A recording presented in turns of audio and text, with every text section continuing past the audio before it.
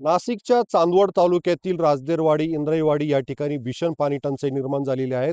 दुसरीकडे जर बघितलं तर अर्निलोच्या प्रभावामुळे अद्यापही पाऊस नाहीये आणि आपण पाहू शकतात का या ठिकाणी मी आता राजदेरवाडीच्या या ठिकाणी आलेला असून या ठिकाणी जर बघितलं तर 1250 लोकसंख्या असलेलं हे गाव आहे आणि या ठिकाणी अद्यापही शासनाकडून टँकर सुरू झालेलं नाहीये. या ठिकाणी जर बघितलं तर म्हणजे एका शेतकऱ्याच्या बोरवेलवर या ठिकाणी या महिला ज्या आहेत तर त्या पाणी भरतायत आणि अक्षरशः या धारीवर दिवसभर या ठिकाणी पाणी भरावं लागतं. एक हांड्यासाठी अक्षरशः या महिलांना आपला दिवस या ठिकाणी घालवावा लागतो. तर आपण ह्या महिलेशी बातचीत करणार आहोत. आजी मला हे सांगा, तुम्हाला एकंदरीत तुमचं या ठिकाणी लग्न होऊन किती वर्ष झाले आणि कधीपासून ही परिस्थिती अशी आहे? माझं लग्न होऊन मला 75 वर्ष माझं आता चालू आहे. 75 वर्षापासून माझं माहेर आणि सासर हेच आहे. इकडेच राहते. पण पाण्याची अशी टंचाई आहे आम्हाला. हमीच्या पाण्याचं म्हणजे आम्हाला उन्हाळ्यामध्ये 4 महिने आम्हाला अशी हालातच काढावं लागत. ते शेतकऱ्याच्याकडे पाणी भरायला येतो आम्ही. चंद्रकांत काशीनाथ जाधव यांच्याकडे पाणी भरतो. या ठिकाणी टँकर येत नाही. टँकरच येत नाही. आलं टँकर ते पाणी पडायच्या बेतात टँकर येतं. असं पाणीच येत नाही. मला हे सांगा मावशी, तुम्ही या ठिकाणी पाणी भरायला येत आहे.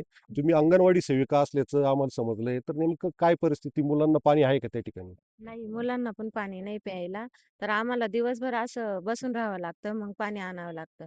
किती वर्षापासून तुम्ही या अंगणवाडीत काम पाहता? 5 वर्षापासून.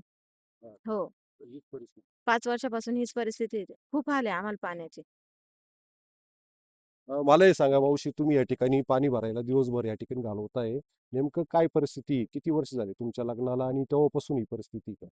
माझं लग्न 2012 मध्ये झालंय. 2012 पासून बघते मी उन्हाळ्यामध्ये हीच कंडिशन असते. टँकर लवकर चालूच होत नाही.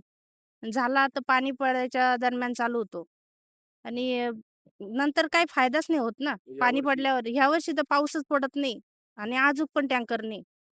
मग तेव्हा करायचं काय? शेतकऱ्यांच्या बोरीवर जायचं, तिथं पाणी भरायचं, दिवस-दिवस राबावं लागतं.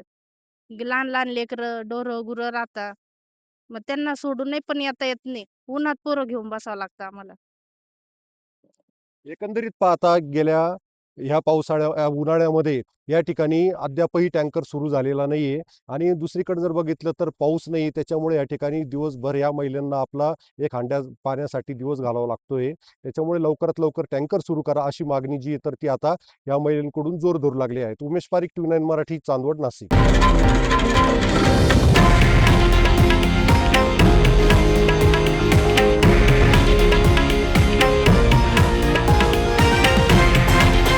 हे आहे देशातील नंबर 1 न्यूज नेटवर्क आणि आपण पाहत आहात TV9 मराठी, एकमेव.